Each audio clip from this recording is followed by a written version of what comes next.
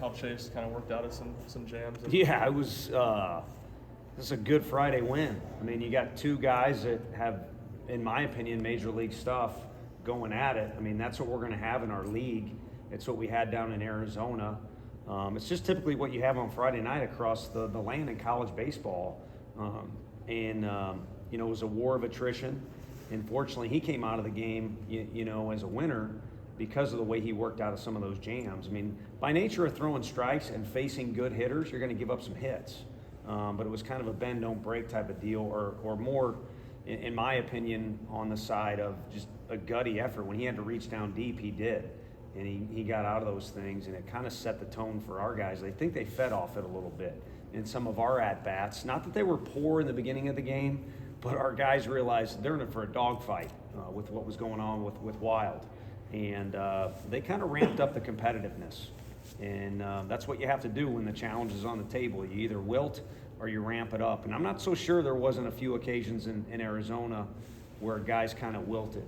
And tonight, even though if you're at home, it's like, man, that at-bat was no good or a guy struck out, I didn't have that feeling tonight, and it makes me feel good about the team, the direction we're going. Just what did you see from Wild that was kind of creating problems, and then your thoughts on kind of the weather, and did that have an impact at all? Yeah, I mean, the weather was wild, no pun intended. I didn't know if we were going to play or not, and it was so difficult that first year in my new role being weatherman. Spent so much time on that. And then, Mr. Haslam kicks in and the school helps finish this project off, and it's been a godsend for us. And tonight might be the biggest night ever. Was, not because of how wet it got, but just because we never have any worries. We just always feel like we're going to play. That's our guys' mindset. And having to watch the wind was interesting. The umpires even said it at home plate. They've never been in charge of wind. It's always been lightning or rain. And they said at home plate, we may have to call this at some point if it gets turns into a circus out here. But anyway, who else did you ask about? Starter. He's good. I don't like him. When you watch on TV or you watch from the side, there's a guy named Biddle that pitched in the SEC a long time ago. I got scouting report on him from Gary Henderson. He's a coaching legend in college baseball. And Gary said, listen, you're going to watch your guys swing at balls that they should not be swinging at, and you're going to get angry with them. Don't get angry with them, because I've sat behind home plate and I see what it looks like. And so tonight was an example of that. You could easily say, what are you swinging at? But our guys are talking in the dugout, and they were talking about how good the changeup was. So you got a fastball that's kind of taken off on you and playing more firm than maybe the radar gun says, and he was even 90 to 94, but it's playing more firm and kind of riding on you, and yet you've got a changeup that's really deceptive and it's going down. So as a hitter, it's no easy challenge. And he was also hitting the spots. I mean, you could see, talk about rising to a challenge, you could see he wanted to match Doe, and he wanted to come here and throw well on the road. It's a team that record will even out just fine for them by the end of the year. So for a lot of reasons, I think he and their team had a little extra edge to them, and it made for a hell of a battle for most of that game, no doubt, all the way to the end, really, if you look at it. How big was it for you guys to get him out of the game in the sixth inning there? It was a relief for my heart rate, and then also, just to kind of, when those two guys came out of the game, you felt like it was going to be tied.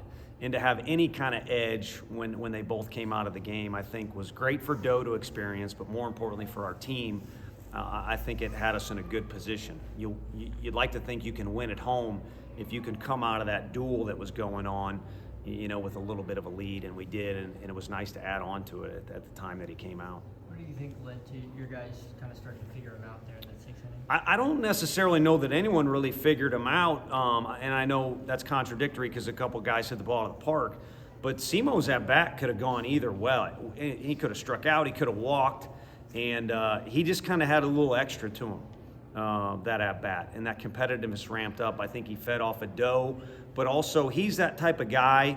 I think Maui's like this. Blake is definitely like it. They want it more difficult. And you can say that as a coach all you want. Hey, you got to want a challenge, or the best wins or the tough ones, but not everyone's built like that. And he is. And that's what came of it. And then, Blake showed what he did in a 12-pitch at-bat. And then Zane Denton, who probably, if you made him take a lie detector test, he probably was like, I'd like to get a home run. I'm capable of hitting a lot of them. And now that first one's out of the way, they'll come in bunches for him, and he'll hit a bunch when it's really important. And one of them was tonight. It was really important. And he went the other way, which he hadn't done a lot left-handed for us.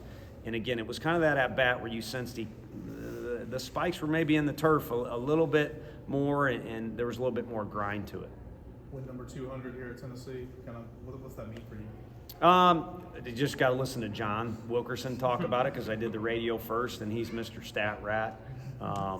So, you know, it's nice, maybe something to reflect on later. I told him, and I'll just copy the answers. If we're happy about anything as a coaching staff as a whole, we first recognize we haven't even sniffed what Coach Delmonico's done here, which is arguably, the best coach here, at the very least, a Tennessee legend. But I'm pretty damn proud this group is stuck together. And there's been a lot of under-the-table offers, over-the-table offers, different things coming up. And I think we're all loyal to this university. I think we're loyal to Knoxville. I think we love working for each other. And I think the kids like being around the whole group, because if it's not a happy marriage, the kids can smell that out as well as anybody. So really proud of that. And again, I told him if we're going to single out a win, I kind of like this one so far as much as any this year, because it kind of had that gut, grinded out deal. And then it spiraled into a big inning, but really it was all about a very, scoreboard you can throw away. This was a very small margin for error game, or a very small difference between us and Gonzaga tonight, and it was kind of that extra grit. A lot of talk so far this season from our standpoint about Blake in a new role and him thriving, but Christian's kind of in the same mold and hitting at the top of your lineup. Just how have you seen him adjust to such a bigger role in the team, and what you've seen from him so far this season? Yeah, well, they're both gifted, and I just lump them into the same category. They both kind of, if you were could look into the future a little bit, they both were so competitive in the dugout and learning and observing in the dugout so much. You knew they were going to play like that, and also it was going to pay off. You can sit in the dugout for 300 games and not learn a thing. Or you could be, much wiser, 300 games wiser, because you're locked into what's going on. That's what those guys were. And then the other thing, baseball, you got 9 innings. There's some time, even though we got the pitch clock. There's time, and your thoughts kind of wander, or at least mine do. And there's a lot of Luke Lipsius and Blake Burke. There's some differences, too. That guy coached him up. And whenever he makes it to the big leagues, he needs to make sure Luke's there for his debut. And Christian Moore needs to do the same thing for all 3 of those infielders, because they all kind of took him under his wing and helped educate him on how it's going to go at this level, what he needs to do better.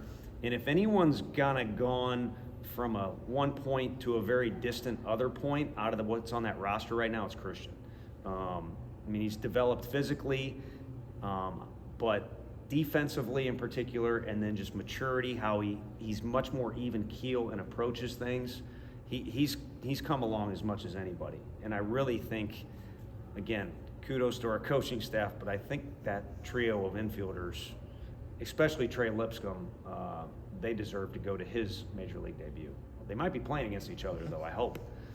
The impact of the pitch clock kind of was felt tonight more than some early in the season. Just what are your thoughts on that rule, and how has your team kind of responded, in your opinion? Yeah, that was the first one where we had signs kind of involved. As long as the hitter's ready and looking at the pitcher, I'm good with speeding it up. I think if you had asked me that before and we were not, recording this, I'd say, man, this could get a little wild. It's been okay. I don't know what the times are of the game.